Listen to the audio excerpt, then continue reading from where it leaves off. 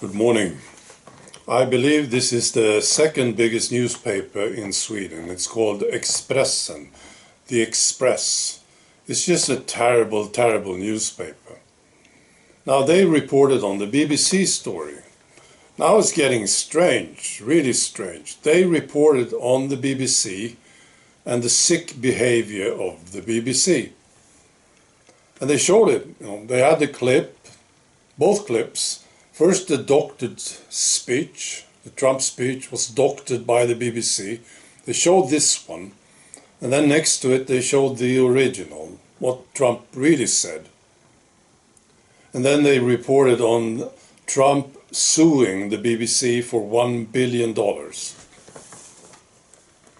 Isn't it weird? This is weird, I think. You have one BBC, the sick outlet of the BBC, and the totally sick behavior of the BBC.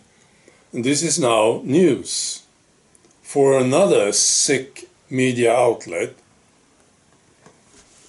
And I understand that many newspapers write about this thing, what the BBC did. It's a big story.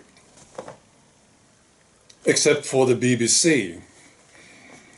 They don't talk about it, apparently. Yeah, don't you think this is weird? I wonder what this means, though. What's going on with mainstream media? Well, I know that the respect for mainstream media is dropping, it's crashing. People, I think, in the past, they used to have respect for mainstream media. They looked at the guy and they said, "Oh, you're the head of this mainstream media outlet. Wow. What a very nice high position this is. You have a huge salary, important person." Now it's turning into something else. When people look at this guy, they say, "Well, you're standing on a pile of shit, aren't you? And you crawled through the shit to get to that position. There's no respect. You're just a sick individual. You're a piece of shit yourself." That's where we are getting now, I think. I think maybe it's the same with a position like the PM. You're the PM of a country. And people used to say, "Wow, this is great. This is wonderful."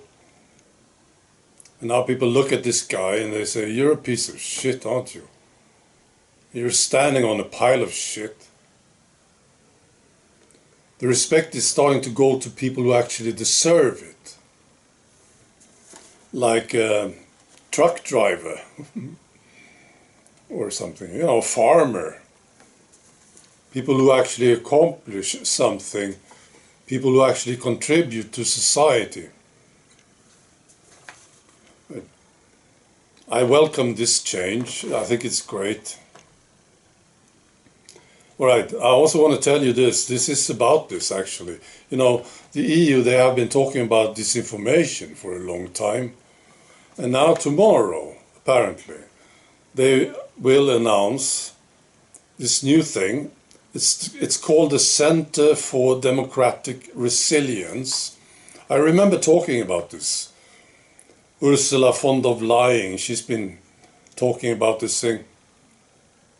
They talk about the democratic shield, right?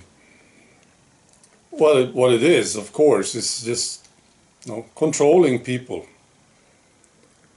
What they can say and what they cannot say. That's what it is. It's the Ministry of Truth. That's what it is. It's straight from the Orwell 1984 book. That's where it's coming from, maybe. Oh, these people, no, I don't think so. This is how they think. See, you disagree with us? Well, we are going to silence you, of course. The authorities come down on you.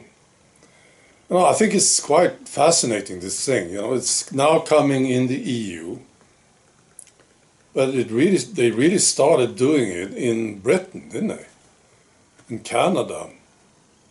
And Australia, I think. But now the EU, they are coming with this thing. So, what's the solution to this? Well, you just keep talking. That's the solution. And you have to expose them, of course. It's the Ministry of Truth, but they call it this. Sounds pretty nice, Center for Democratic Resilience.